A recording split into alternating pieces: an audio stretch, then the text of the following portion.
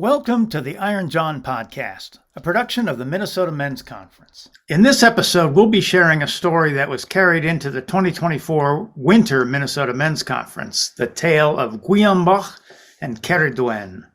The recording of the story is from the conference, and you will hear me, Walton Stanley, and Ben Dennis carry the story. Ben is with me today, and we'll do a little discussion and unpacking of the story. Ben and I have been working on story together for about 12 years now, I think. So welcome, Ben. Thank you for being here, and thank you for doing this. Yeah, it's a pleasure. So, the first question I wanted to ask is kind of why this story at this time, and what is it that drew you to this story? And I have my ideas of my own, but I kind of wanted to hear your thoughts on that. Well, what's a couple of things that are really interesting for me, and the first, I'll just say this: in general, the nature of story when we bring narrative to play in these kinds of conferences where we have men gathered in a circle, opening themselves up to the possibility of a way of listening to the way the world works through these myths and stories that we carry. There's something living that happens. It reflects the society that we're in now, as well as many generations back. This particular story touched me from a couple of different layers. One was the images really spoke to me about what it was like to be a young person in this world, and the things that we're confronted with, presented with, and the opportunity to move forward in life. Another layer is sort of the mystical nature of the world, and really passionately engaged with when synchronistic things happen, what unfolds, what's being invited. And this particular story, when it came, really spoke to me about the invitation that the world gives us when we have the opportunity to open ourselves up. So I think you were the one that introduced me to this one, and I got to say thank you, Walton. It was a good story to choose. Yeah, thanks. For me, I think a couple things. One is I always feel like stories put themselves forward in some strange way for these conferences. So the stories, it feels very much like the stories choose us rather than us choosing the story. In this case, I think the thing that struck me was there's a moment in the story where the protagonist, Gwion Bach, title character, is actually devoured. He's devoured by this powerful feminine, powerful sorceress. And then ultimately, as we'll see in the story, kind of reborn. And there was something about that somewhat unheroic process of being devoured and reconstituted that I thought was important in this at this time for men to hear.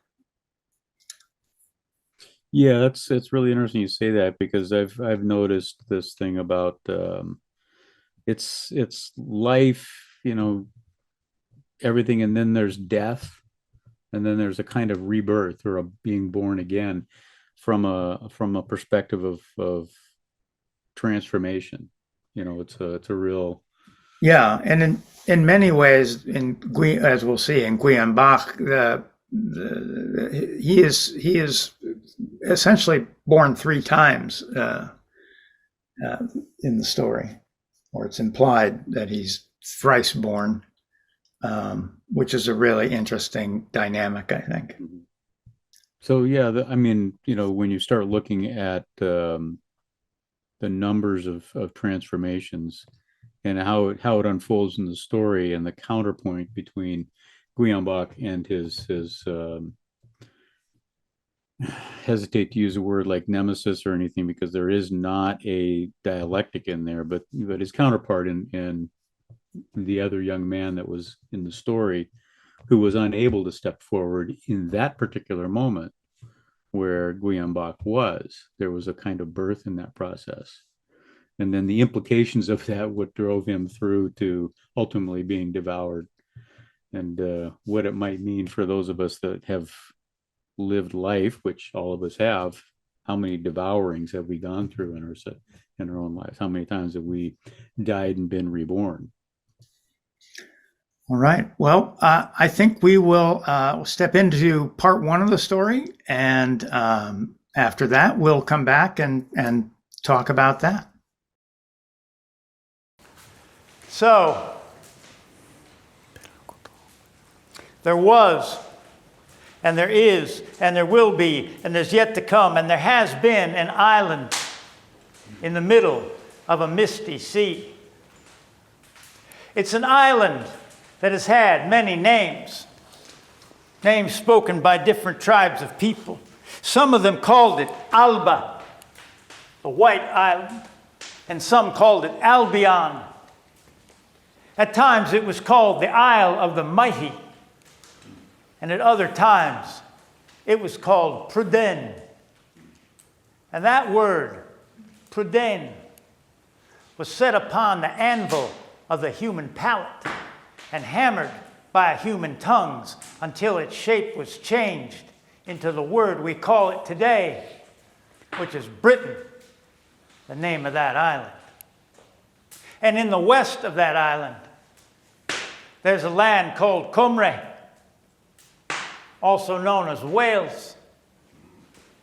And part of that land is called Poe. And in that region, long ago, there was a king who was a giant, and his name was Tegid Full, Tegid the Bald. Now, a little south of Tegid's kingdom, there was another land, a lesser king who paid tribute to Tegid. And his name was Gwythno Garanir. Gwythno the long-legged, the crane king. And it's a good thing he was a crane king, because his land was very low-lying. It was right on the sea, and it was very low-lying, and at times, if the sea was high and storms were in, they had to close the sea gates and have sea walls to keep the land from flooding. And it's said that one time, many years after this story, that one of his servants got drunk on duty and left the sea gates open and the land flooded. So that now, if you were to stand in Gwythno Garden here, the Crane King's great hall, you would find yourself standing in the middle of Cardigan Bay. But we'll get back to Gwythno at a later time. Now, Tegid Full, the great king, the giant of a king, his land was all around an area called Lake Bala, and it went all the way down to the sea. And Tegid Full had a wife. He had a queen.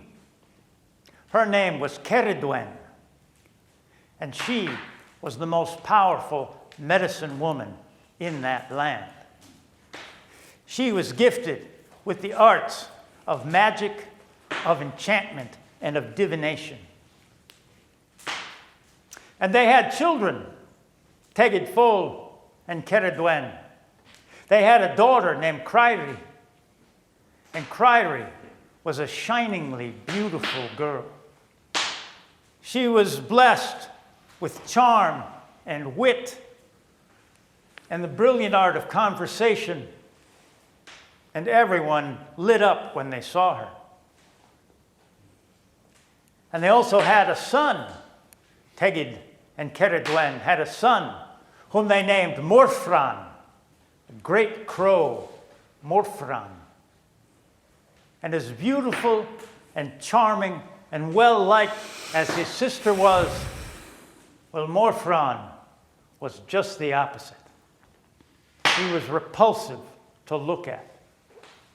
People avoided staring at him if they could. And he had a strange, dark complexion, and he didn't wash very often. And he stayed away from people. And he always wore black. And he hung in the shadows. Now, he wasn't unintelligent. He had the heart of a poet within him. But there was something about his speech. Perhaps his voice was wounded in some way. His voice was also repulsive to people.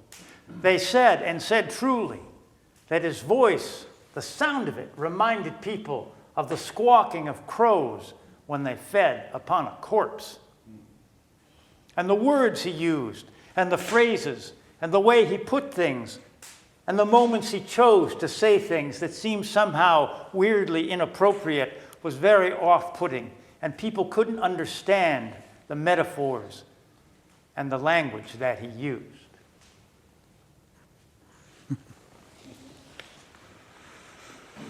So, Morfrin,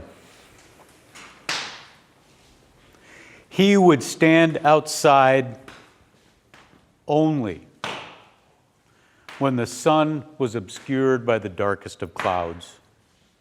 Even the light of a fire, such as this one, would cause him to shrink.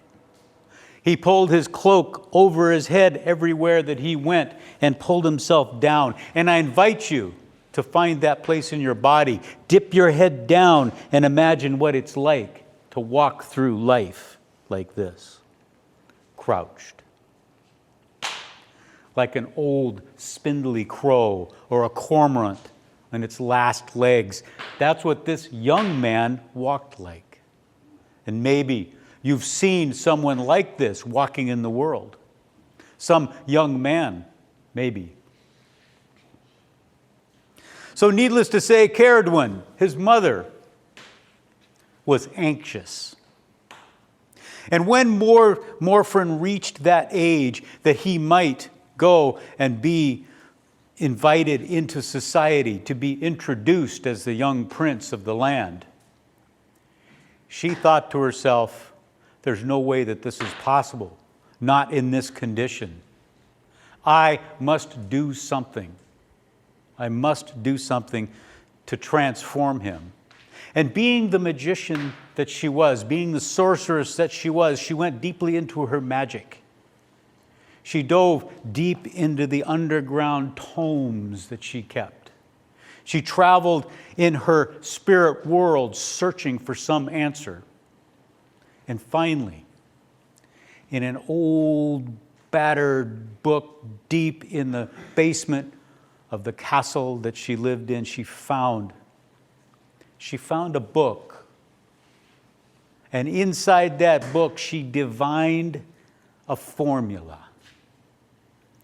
that, if properly prepared, this formula could transform her son into someone who would be beautiful and welcomed and powerful in the kingdom. And so she also looked deep. She wasn't sure until she found the oracle. There was an oracle in that same book that said that if you do this, your son will be honored in all of the land. So she went back into the world that we live, and she took out her cauldron of inspiration. This is a magic cauldron, a powerful cauldron. It was a vat that allowed her to create the most profound potions and magic known in this world. And she went out into the land, and she gathered the herbs at just the right time of year. She plucked the berries from the very special plants. She reached underneath the leaves for those rhizomes and those mushrooms. And she found the elements.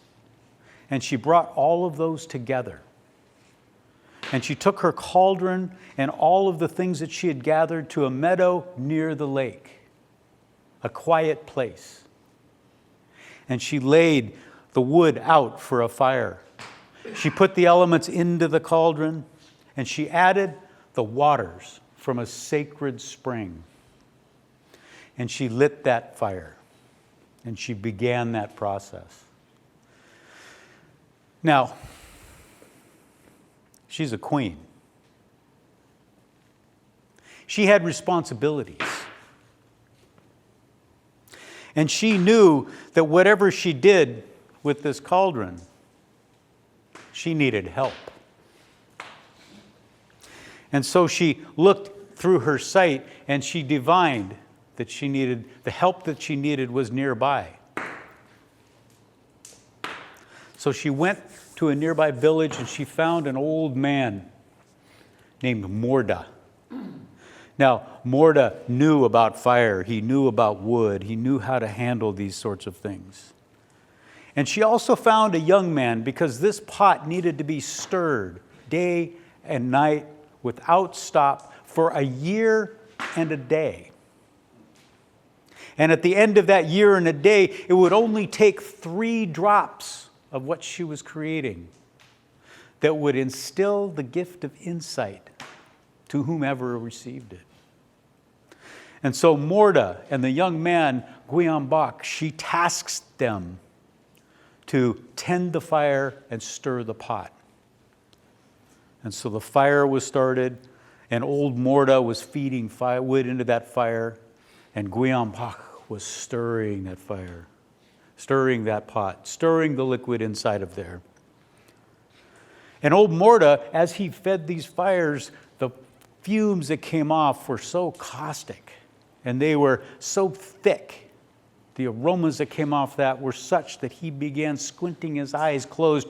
And after only a month, he kept his eyes closed, never to open them again during that entire year ahead of him. Gwion Bach, however, as he was stirring that pot, standing over there, bringing that large ladle around and around, could see the swirling inside there various colors and shapes until they began to become lands and places and events that were just barely out of focus. He didn't know if this was from the far past, the far future, or present day, only a different world. But as he stirred and as he stirred, his imagination began to grow, and so he started telling himself stories to keep himself awake. He created poems and verse to try to frame what it was that he was seeing. And he imagined songs singing through his head. And these were the things that Gwion Bach did to keep himself awake while he stirred that cauldron. And so the time passed. They started that cauldron around this time in the winter. And they stood around that fire all winter long, feeding the fire, stirring the pot. Ceridwen would come by now and again and add some ingredient that had spoken to her in the forest and wanted to jump into that pot. She would bring that thing there. And Gwion Bach continued to stir the pot. He stirred it all through the spring and into the summer. Day and night, they fed that fire. They kept that pot at a steady boil, and they continued to stir it all through the summer rains into the fall. And then finally, again, back into the winter, they stirred the pot until finally, at last, the year and the day had passed. And it was the day at which the potion would be ready for Morfran to receive it. And Ceridwen brought her son Morfran out to the fire to be ready to receive that elixir, that potion that would transform him into the man she hoped he would be. He slunk away from the fire, as was his wont. And Ceridwen remembered something. She went back to the palace for something. Maybe it was for some new clothes for her son, for after his transformation, some beautiful, shining royal robes he could cast off that black that he always wore. She went back. And it was just at that moment that in that cauldron, a large bubble appeared. Now, Gwion Bach was still stirring the pot. He had stirred it for a year and a day, and he'd never seen a bubble like that appear in that pot. The bubble had all the colors of the rainbow swirling in it, filled with medicine and power. Gwion Bach was entranced. And he walked around that cauldron to see the other side of that bubble. And as he did so, he brushed past Morfrin, who was standing there. And then the curiosity got the better of him, and he took that stir stick and he broke the bubble. And when he did, 3 drops of that scalding hot potion landed on his hand. And he immediately, like we all would, stuck his hand in his mouth. And 3 drops of that potion went into him instead of into Morfrin. And instantly, he was filled with knowledge and power and insight. He could see the great spiral of the future extending out forever. And he could also see the great spiral of the past going the other way forever into the past. And he saw how the future and the past were wedded together. He saw how he was a great, great, great, great grandson of the stars. He saw the great web of being and all the places within that web of being. He understood the language of every being, of everything, the rocks, the mountains, the birds, the trees. He was overwhelmed with insight. And that's where we will leave him tonight.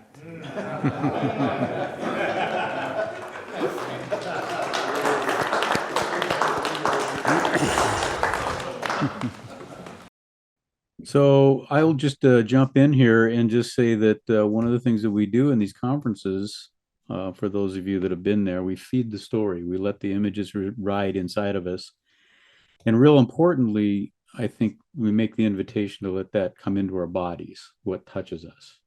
And a couple things for me that were really important about this first part of the story was your beautiful positioning of this story in geography. I really felt like we put ourselves in the land, because we don't live life away from the land. And so you did that, plus you put in by giving us that place of standing in Cardigan Bay, you oriented us in time. So there's both a timed nature of the story as well as a timelessness. So that's kind of the first thing. And then as we move into the characters and the unfolding of who the people are, that the story itself starts to unfold. But I find myself really, really intrigued by this idea of place and space, geography, orientation, territory. And I think those are important things. And when they let those touch our bodies, I think we can find our own storied places that we, in our own lives that we get to share, both with ourselves, with others, and in this case, in the feeding of a story like this. I think that's right. And I think also it carrying place in stories, the stories arising out of a specific place, means that those places have their own enchantment. There's a story associated with that place, with that mountain, with that bay, with that stream. And I think that aids greatly in keeping a reciprocal and animated relationship between the human and the extra human, or the non-human, or the other than human, our other relatives, if you will. And I think when stories become rootless, or we don't understand kind of where they are, something is lost in that, and also the places themselves become disenchanted. Right. And that's part of what we do here is we're re-enchanting both the places that we live with and the places within us. Right. Because, I mean, traditional peoples have lived with an enchanted sense of the world that they live in always. And this is something we have to strive to reconstitute and regain for ourselves. The enchantment never went away, but our awareness of it maybe has. And so this is an invitation back at the idea of an invitation to allow that re-enchantment to occur. Yeah. Yeah. Another thing that I was really struck with was this image of these different characters. Ceridwen, for example, I mean, she's a pretty imposing character, you know, and Kriwi, you know, that almost iconic beauty, and then Morfrin. And I have felt that in my body of being stooped, hiding from the light, whether physically, actually, or metaphorically, of not wanting to be seen, and some deep wound that I carried inside of me. And that was so painful to have to hold in my body during the telling of the story. And at the same time, it needed to be told. So, and I think Morfran is almost a case study for where a lot of young men find themselves these days. They are not stepping out. They're, you know, wearing the dark hoodie, wearing, you know, being staying, you know, hidden, if you will. And I think some of that is appropriate. There's you know, his association, Morfrin's association with darkness, with black, with kind of an ashy, you know, lunar kind of a way of being. I think that's an important stage, that we all have that kind of ashy place, that men in particular, I think need to go through in some way. Well, I mean, it's traditionally, it's the time of the ashes. It's the place where the teenagers go next to the fire, where they're not allowed to be with a family unit, but they're also not allowed to be out into the world on their own. So they go to the place of the ashes. Right. Yeah. Yeah. You know, I'll just add one more thing in there, and that's that the nature of time. This is a story that was told how many generations ago? In a place that doesn't even exist physically anymore because it's underwater. And yet here we have a young man that's in a hoodie that's hiding from the world, just like the kid down the street today. So it's both pertinent for the moment and it's something that's timeless. Right. So I think that's really important. Yeah. Yeah. The impulse within the psyche hasn't changed in 20,000 years. So another part that really struck me was this the relationship between the fire carrier Morda and Gwion Bach. Yeah. Where Morda's poking that fire, and the caustic nature of those fumes are so much that he has to close his eyes. He's the elder. And in the presence of that circle, his eyes are squeezed shut. And how many elders do we see out there who have closed their eyes to the nature of that transformative nature of things?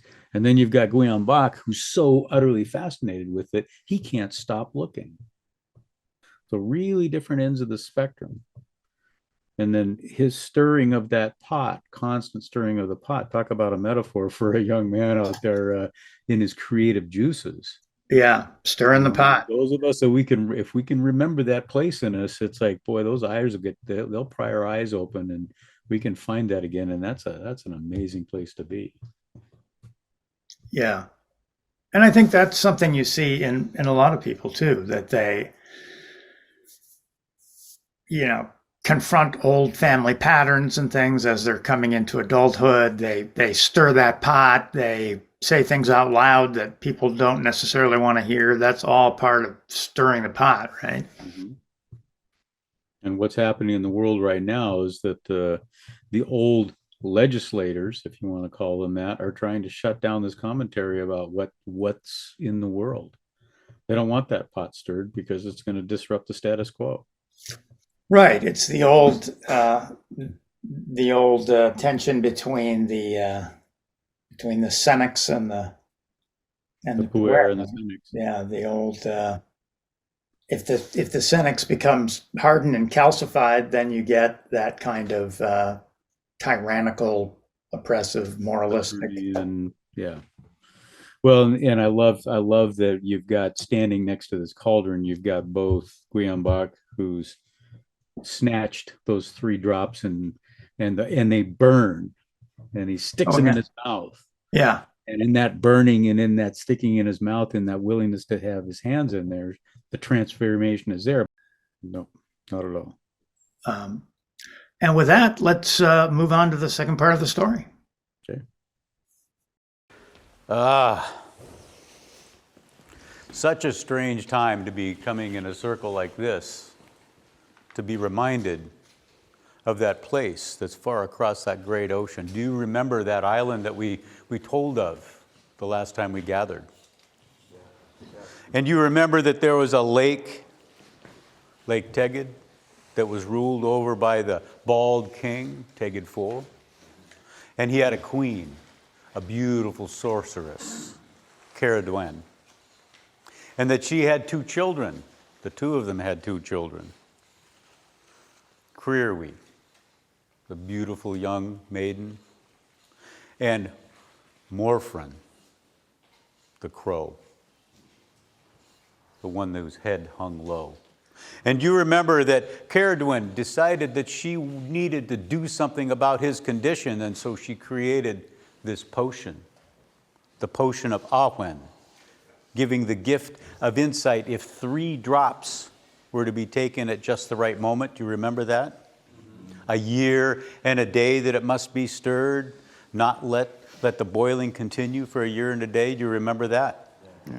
And do you remember that at the appointed time, when Morda, the old man, had kept the fires going and Gwion Bach had stirred for a year and a day, that the appointed time came for Morfran to come and take the medicine? Do you remember that? Mm-hmm. And do you remember what happened then? That at that moment, when Ceridwen was away on a short errand, just a few moments away from the cauldron, that the bubble burst and 3 drops touched Gwion Bach on the hand? Do you remember that? Mm-hmm. And do you remember what he did then with that burning? He put that 3 drops into his mouth. You remember that? Mm-hmm.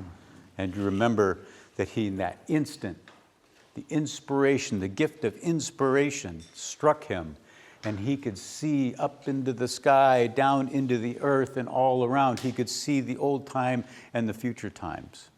Do you remember that? Mm-hmm.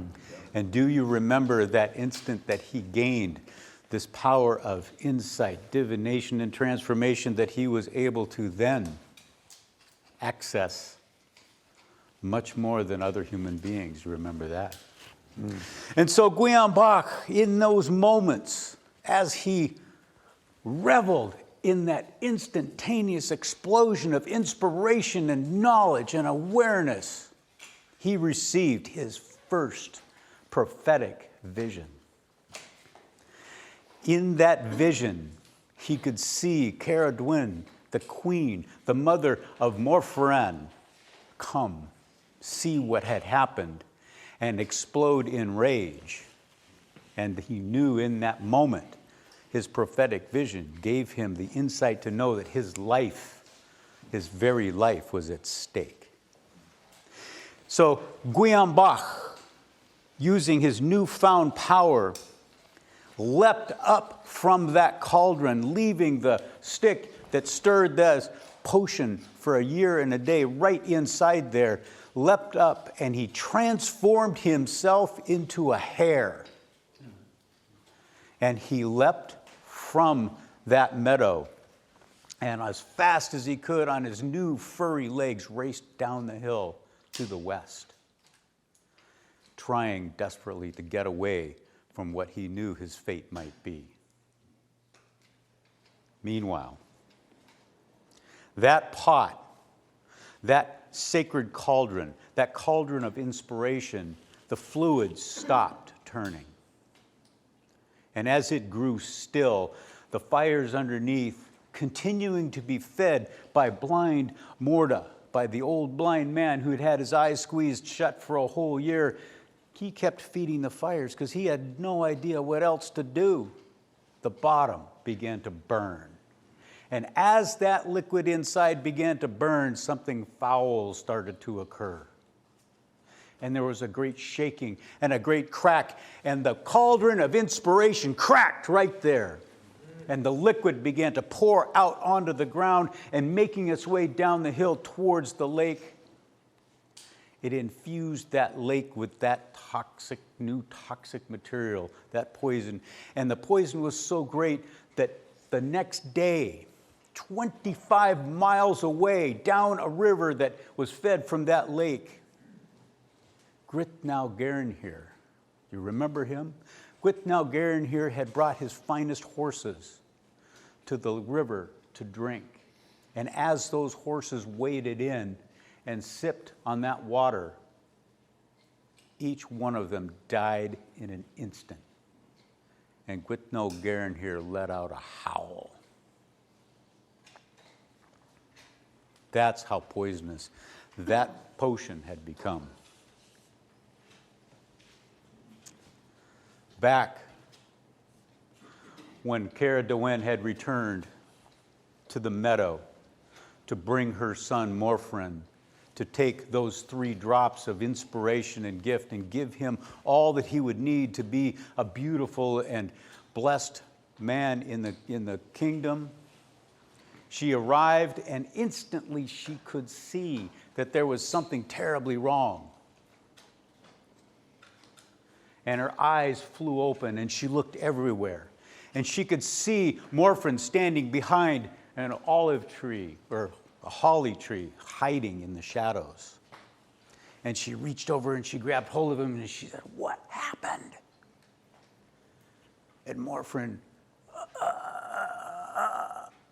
nothing came out of his voice. And she pushed him back. And in that moment, Morfrin took steps back,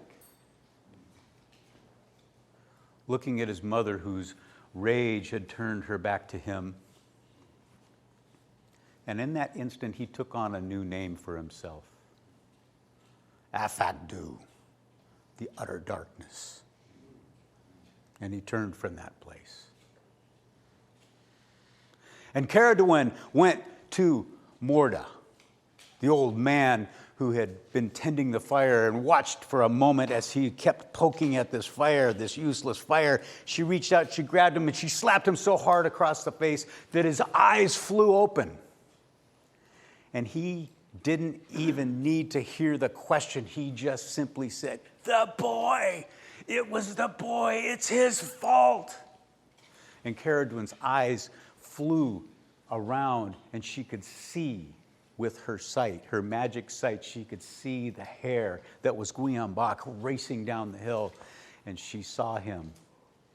And she transformed herself into a great gray hound, and she leapt after him in amazing leaps and bounds and speed, chasing after this hare until she was almost on him. And Gwion Bach, as he's racing this way and that way down the hill, comes to a river, the river Dwyrd.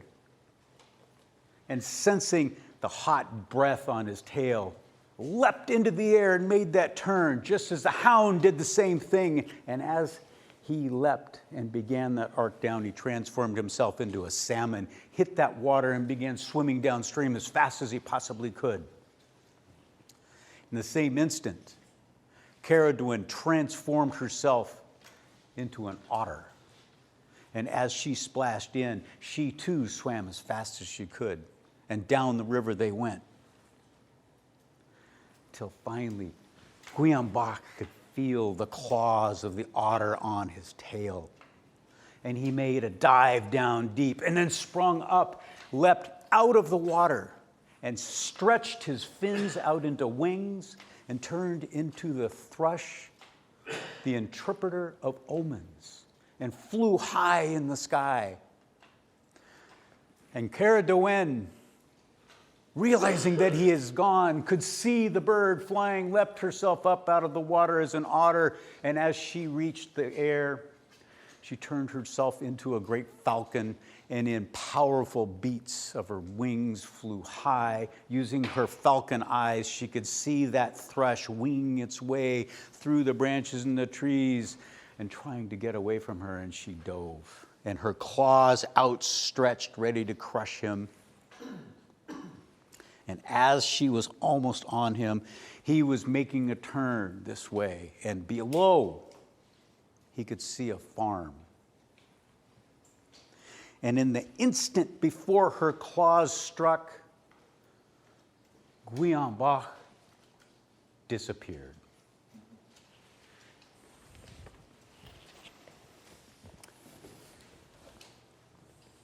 Now, in fact, Gwion Bach didn't actually disappear. What had happened is that when he looked down at that farm below, he could see that the people had been threshing wheat. And there were a lot of grains of wheat still there on the ground, scattered all around, hundreds of grains of wheat. And so what he did was transform himself in midair from a thrush into a grain of wheat. And he dropped down amongst all the other identical grains. And Ceridwen, with her falcon eyes, also saw what happened. And the falcon dove down right into that farmyard, but before the falcon landed, she transformed herself into a tufted black hen and began pecking wheat. And she pecked grain after grain like the hungry hen she was. And at last she came to the grain that was Gwion Bach, and she devoured him. And the story might end there, but it doesn't. So Ceridwen resumed her human form and went back home and went about her business. Now it so happened that during all this time, the time she'd been making the potion that year and a day, her husband, Tegid Fol, had been out of the country on some foreign business, and he was still away for some time. And so it was with some surprise to Ceridwen when she recognized in herself the signs and the symptoms that she was with child. For she had not lain with her husband nor any man for over a year. And as she was a medicine woman and she had sight, she could divine that what had happened was that seed she ate, Gwion Bach, that rascal boy who had ruined the potion, was now growing within her as a child. And she vowed that when that child was born, she would destroy it. And so the sun rose and set, the days and the weeks passed by, and the months. And it came time. It came to the autumn time. And her time to bring the child forth came, and she went into labor. And she birthed that child. The child was a radiant, shining, beautiful, perfect baby boy. And when Ceridwen held that boy that she'd just birthed, she had taken a vow to destroy the child, but she couldn't bring herself to do it. Nor could she bring herself to order her men to kill the child. But she'd vowed to destroy it, so what she did was this. she laid the child in a coracle. A coracle is a round framed boat with a hide hull, a hide cover on it. It was used in those times. She laid the child on some blankets in a coracle. And then she took another coracle, a round boat, and she laid this on top, kind of like a clamshell. And then she sewed the two coracles together. She caulked the seam. And she took this coracle down to the sea, and she put it out on the outgoing tide. And she watched to make sure it was being taken out into the sea. And then she turned her back, and without looking back, she walked away. And that's where we will leave them for now. Oh. Well, this, I'm jumping in here again. We talked about the poison that rolled down there, the assault on the king of the land, that his horses dying. And it's like everywhere that I've been, horses are always a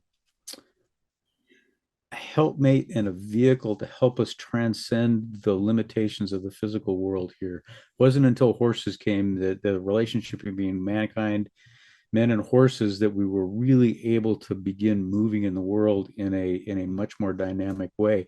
And to have those horses die from this inspiration, I don't really look at it as like, yes, it's poison. Yes, it's horrendous. The power of what was created in that cauldron of inspiration is deeply characterized by that event. But it also, I think, implicates a juxtaposition between the role of the horse is now transferred into Gwion Bach through the drops, through this light of inspiration, through his capacity to see into the other worlds, see into the future, see into the past, as well as transform himself into other beings. And that transformation into other beings is more than just a shapeshifter. He's actually able to transport his imagination and his sense of beingness in and look through those eyes. Well, yes, and it's that connection to other forms of consciousness, to other relations, if you will, and really being connected with that. So, he can see through the eyes of a thrush, see through the imagination of a thrush, or of a seed, a grain of wheat, right? Well, what a powerful thing that would be, to see through the eyes of a grain of wheat. Yeah. And the ability to take all of that stored information and energy, and the ability to produce, tremendous abundance in that way, all encapsulated into that tiny grain, right? I think we forget the wonder, the sheer wonder that, if you've ever seen a poppy seed, that itty bitty tiny little black speck can transform itself into a flower of beauty like that. Yeah. And I think that speaks back to what we were talking about originally with and a enormously powerful drug. That's true. Yeah. This is true. It should be, not, now that I've evoked that, it's probably worth noting that a drug that does a lot for pain relief and numbing of the mind, or moving into a dream state. I don't know. Yeah.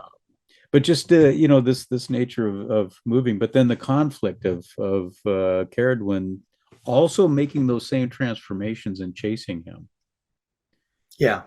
What's coming up for me is a sense of that same struggle that a butterfly has getting out of the cocoon. It's a required, this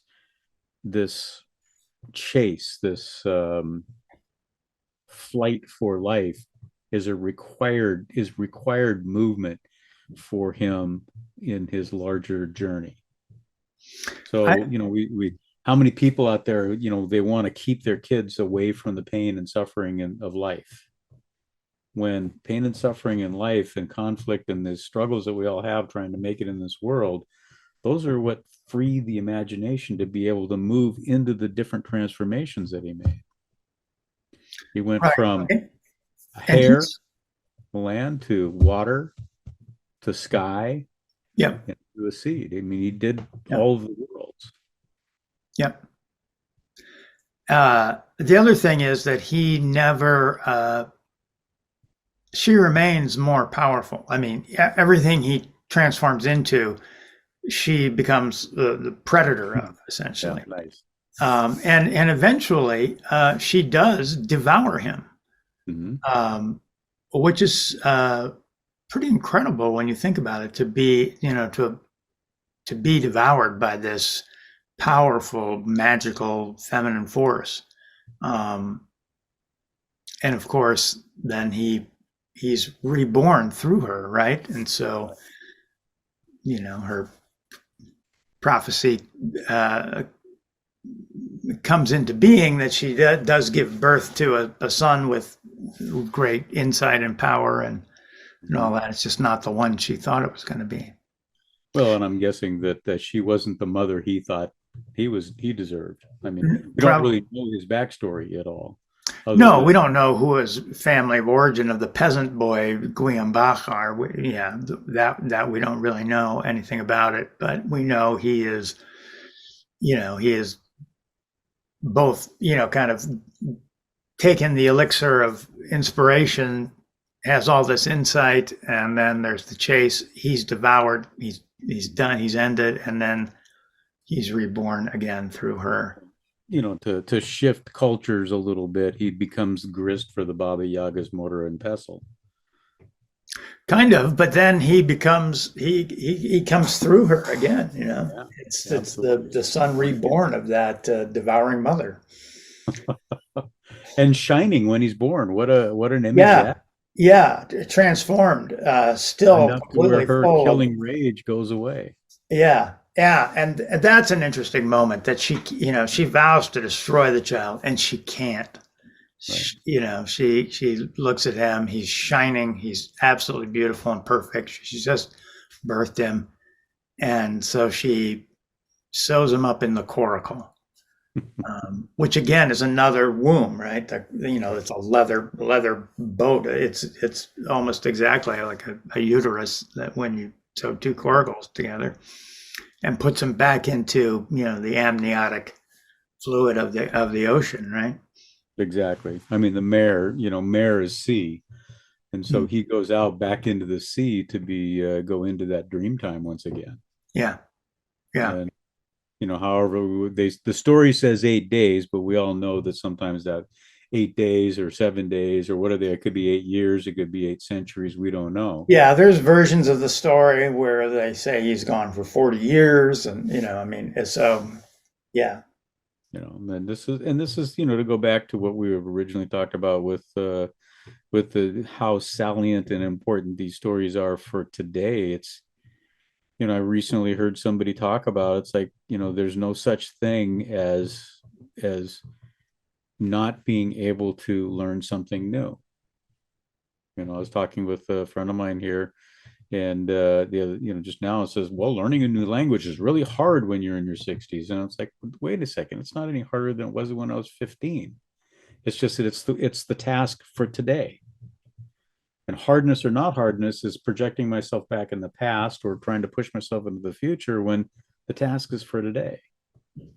And so when he's in, when Gwion Bach's in that coracle bouncing around the ocean, he's there as long as he needs to be. Right. Because he's in that space now in preparation for whatever comes next. Right. And so, we see this trajectory of birth, initiation, if you will, transformation, and we're in this dark place of transformation. So we're waiting to see what has been we use this word initiation, and I think when we use it ritually, I think there's a tendency to forget that the word means the beginning. Right. It's a start. Right. Start. And so we're seeing the culmination in this part of the story at the beginning of who this person's going to be. Yeah. And there are also many starts in life. It's not like you start, you go through and you finish. There are starts upon starts upon starts upon starts. Exactly. Well, with that, let's move on to the final part of the story. Oh, here we are back again. And so Ceridwen, having left that coracle, that boat that she had sewed up, that bag with a baby bag, out to sea, and her walking away, and in a moment she stops and realizes the oracle was correct. Her son did receive the gift. And she dropped her head, just not the son she wanted or intended. And so it was that coracle floated off to sea, and if anybody has seen the Irish Sea, they know that this is not gentle waters. And for 9 days and 9 nights in the stormy waters of the Irish Sea, that space between Wales and Ireland, that channel of turbulent waters, that coracle floated back and forth, being pushed this way and that by the currents and the waves and the wind. And if we know anything about round boats, they are at the mercy of what they float in. And so this boat floated 9 days and 9 nights. And that's what we know right now. For see, in that kingdom, that small vassal kingdom of Gwion Bach, he still stewed over the deaths of his finest horses in that poisonous river. And it drew a shadow over him. And as the time approached, the fall festival of Samhain, it was said that during Samhain time, fortunes could change. That if you had bad luck, maybe your luck would change to good. And it was also said that if you went and gathered fish out of the fish traps, the weirs, that those would be the finest tasting fish, and the catch would be vast. And so knowing that the feast of Samhain was coming, Gwion Bach sent his son Elphin, Prince Elphin, to go gather fish out of the weirs. And see, Elphin was one of these other young men who it seemed that anything that he put his attention to didn't fare so well. And I'm sure we all know what that's like. And Elphin, trying this and that through the course of his life, never quite finding anything that he could do particularly well, was a little bit nervous. And so he went to the weirs, knowing that all of his father's courtiers were there, all of the elders of his people. Everyone was waiting for him to bring the Feast of Salmon for them to eat on this festival, this fall festival time. And when he approached the first weir, now you understand that this is the time that the salmon run. This is the time that there are fish in abundance in the sea. And he approached that first weir with hope and expectation. And he looked inside there. There was nothing. And he went to the second weir. And there was nothing. And so it was, each place he went to look, there was nothing. The weirs were empty. The weirs of the land of Gwion Bach were empty for the first time in memory. And with failing breath, with that sinking heart, with that heaviness of foot slogging through the waters to each of the fish weir, each of the fish traps, in hope of something to bring back to his father for their feast. Nothing, nothing, nothing. And finally there was one trap, one weir left to look at. And as he neared that final one that was far out into the waters, a little bit deeper than the others, he looked inside the trap. Again, nothing. However, hanging on the edge, on one of the branches of that fish trap, he could see something round. And so he slogged out, he grabbed hold of this thing, this strange shape, round kind of clam shape, about this big around, and he drug it into shore. Curious as to the possibility that maybe there was something of value inside there. Maybe it was a bit of treasure that he could bring back to his father, something he could sell at market. And so he pried. He could see that it was laced all around the edges and that there was sap caulking it closed. And so he pried, and as he opened it up, there, something shining came out. And with a little bubbling in his heart, he opened it up further, and swaddled there was a baby whose brow was just shining bright. It took his breath away. And he picked up this baby and he just said, Taliesin, shining brow. And to his amazement, the baby spoke and said, Taliesin he is. That shall be the name, and I do not deny it. And Elphin started to make his way back. He didn't quite know what to do, but he thought, well, he might as well take this shining little baby boy back with him. Couldn't very well leave it on the beach. And so he placed it in the basket that was attached to his horse, the basket that he had hoped would be full of salmon, and was now empty except for this baby. And he got on his horse, and he started making his way home. And he started imagining what his father would say when he gave him the news that he had fucked up yet again and that he had brought no salmon back. For generations, on Samhain Eve, the one who went out to check the weirs would bring back a load of salmon, and now he had failed even in this. And while he was thinking these thoughts, the baby began to sing to him and to console him. The baby sang, Despair not, good Elphin, you're blessed today. A bard of great power has now come your way. Though no salmon you caught in good Gwythno's weir, a pearl of great value you have gotten here.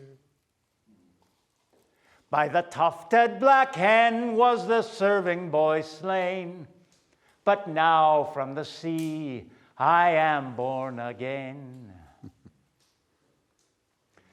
The boy Gwion Bach was my former name. As Taliesin I will garner fame. And so Elphin took the baby Taliesin back to court. And when he arrived, he had to explain why he was carrying a baby instead of a load of fresh salmon. And his father began to berate him.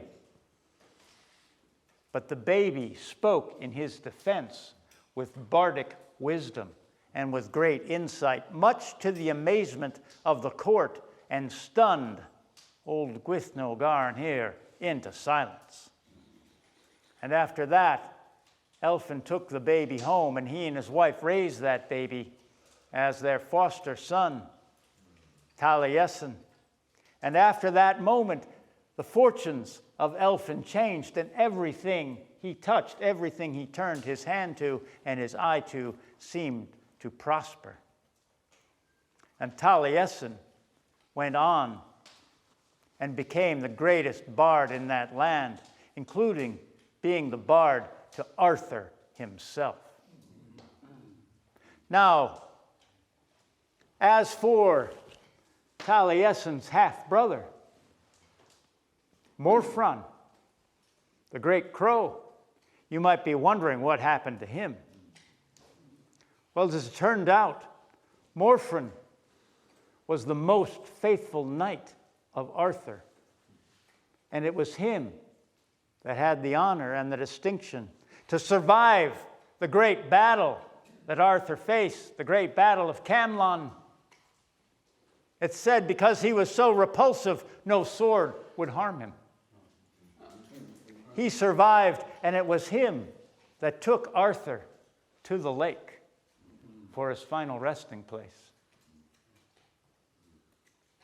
Now, you know, Taliesin had the ability to transform himself into any kind of being, into a tree, into a pond, into a river, into any animal. And for this reason, he would see animals and he would realize that they were beautiful because he could become that animal. And one day Taliesin was walking through the woods and he saw a vixen, a female fox. And to you or I, she might just seem a fox, but Taliesin could see she was gorgeous. And so he transformed himself into a fox. And he paid court to that vixen. And they had some wonderful times together. And he told this whole story of his origin to that fox, to that vixen. And so the story was carried by the fox people. And it was passed on from generation to generation of foxes. And that's why the story has sly and foxy wisdom within it. But one year, a young kit fox was out running around and he wasn't paying attention. And an eagle came down and hit him. He almost took him, almost picked him up in those claws. But the fox, though wounded, managed to slip out. And he went down into a burrow, went down into a den. But he was badly messed up. And he died in that fox den. And the story leached out of his bones when the rains came and went into the earth in that place. And it might have remained in the earth. It was there for hundreds of years. But centuries later, a squirrel came and buried a hazelnut right around that spot. And the hazelnut sprouted. And that hazel tree, the roots of that tree drew the story up into the tree.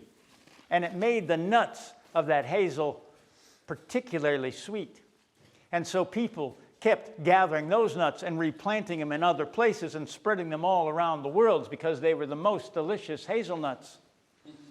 And Ben and I, the other day, had a lovely hazelnut Danish, and the story went into us, and now we've told you.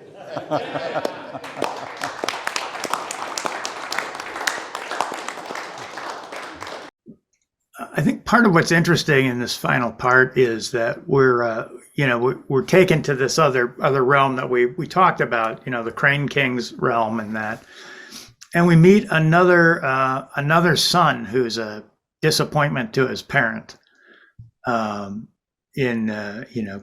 son Elphin, in some ways mirrors Morfran being kind of a disappointment, right? And of course, he's the one that's sent out as this task, relatively simple, the salmon run, you put the weirs out, you're supposed to bring back a whole load of salmon.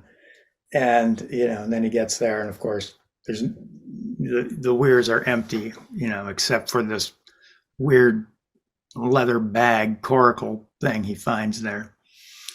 I do want to say right now that how strikingly true it is that even something that is nature that you have no control over ends up being a point of failure.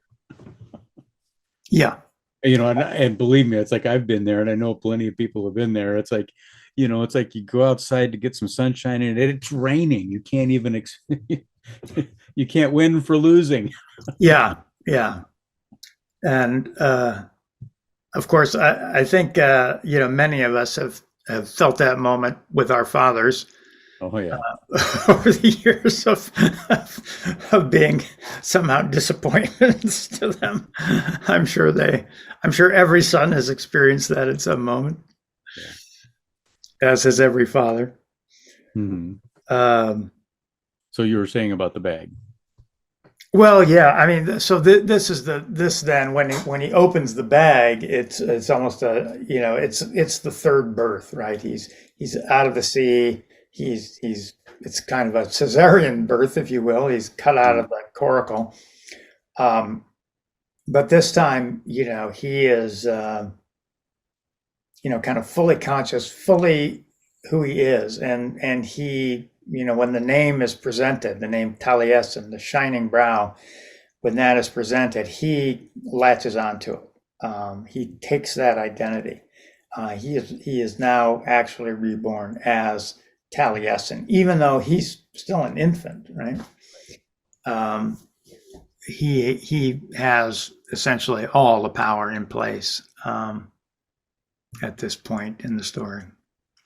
Well, I also want to go back to Elfin in this moment. And I think this is another one of those things that mirrors life, is that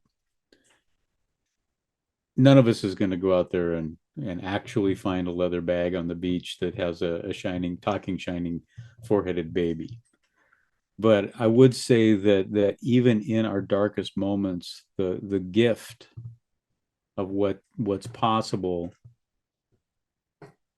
I don't know that it's a promise, but it certainly is something to consider.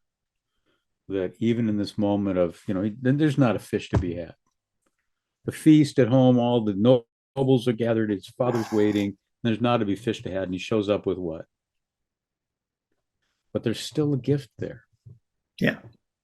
And this is where it gets the metaphor or the how it relates to life can maybe becomes a little bit more tenuous. But at least there's that possibility. So, I guess maybe it's the hope in such a way that you don't give up. Right. And then he had to get together enough. How many different stories came where he dropped the baby off at an old fisherman's hut because there's no way that he could come back with a baby in a bag. And the story goes off in a different direction. Yeah, this particular story, he's willing to come back and confront the ridicule of all of the people, all of his father's guests, as well as his father, with this that he recognizes as a profound gift, as a profound boon for his kingdom.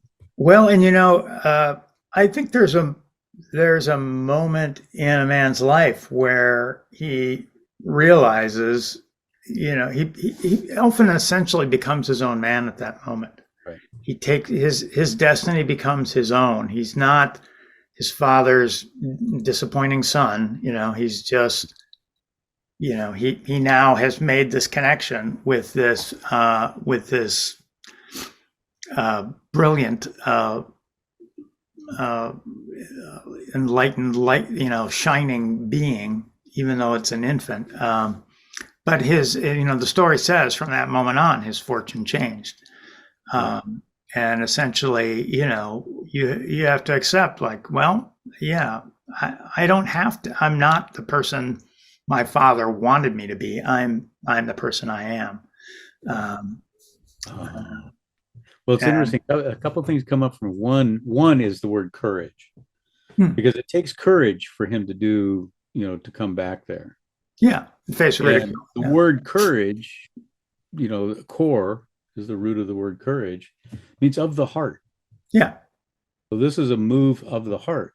And then it also brings me back to this, for us to remember affect-do. And, how he was kind of, in the story, he kind of slinked off into obscurity at that point in this story. But it's important to remember that, courage still exists here. Yeah. And who he became. But we can talk about that in a moment. Yeah. Well, I think, I think it's right that you brought up, and I think this was your impulse to bring up the kind of history of Morfran. or the future of Morfran, if you will, in that he was the most faithful of Arthur's knights. He was the knight that was there at the very last after the Battle of Camlan, one of the few that survived, and he brings Arthur to the island to bury him and all of that. So Morfran actually has a great and significant destiny. It's just not the destiny that his mother thought would be his. He again, Elfin, he became the man, not the man that his father wanted to be. He became his own man, and Affect Morfran became the man, not the man that his mother wanted him to be. Right. Exactly. I think these are really crucial distinctions to be made, both in reflection for us older men, as well as young men that are moving forward into life. Is that I don't think you should go searching for maybe just to. I'm not going to be anything like what everybody else wants me to be, but really I think it's important to when the winds of change come, when the disaster comes, who inside of you, who really shows up. Well, that, and you were talking about courage being of the heart, but it's also it's also of the core of your being, right? Like what is that really about? Exactly. The other thing I wanted to say about Morfran is we of course find out that he's now the half brother of Taliesin, right? They both now have the same mother. And that brother relationship between the shining brow, the Taliesin, and the utter darkness, I think is important, because without being able to look into the darkness, you can't see into the light. Without being able to look into the past, you can't see into the future, right? So all that kind of medicine, that kind of power that we're talking about, is dependent on a connection with that dark brother. Right. And we don't know the relationship that Morfran and Taliesin had, but that you bring up that they're half brothers, I think is a really profound thing, because within the realm, because these are all constellations of the realm, Taliesin is the greatest bard. He has the insight necessary to hold this kingdom whole. And Morfran, as Affect do, is the great warrior who's able to provide protection for King Arthur, in this realm, until the very end, until he's given into the arms of the ladies of the lake. And so, again, back to what I said earlier about the light and the dark not being at odds with each other, but rather being part of a constellation of these parts, if you will, that make it possible for this kingdom, this realm, to exist. And psychologically, it's the same thing. If we don't allow ourselves to hold and deepen fully into the darkness, over the depths of our soul, if you will, soul work, as gets called on, then all of this, the light of inspiration, doesn't have anything to root itself in. Right. And so they're dependent upon each other to hold the gravity of who we are, the gravity of our identity. Exactly. Well, Ben, thanks for being on today, and thank you for sharing the story and carrying it into the conference. And you as well, and beautiful job. Thank you so very much. And hopefully going forward, what we've offered here is a invitation to look deeper within the images of the story. We have certainly not covered everything that can be covered by a long shot, but the invitation is there to deepen as much as possible and let these images carry us into the future. Yeah. And also, like we say at the conference, see where in your body you feel a particular image as you remember the story. So. Yep. All right. Thank you. All right. Thanks, Ben.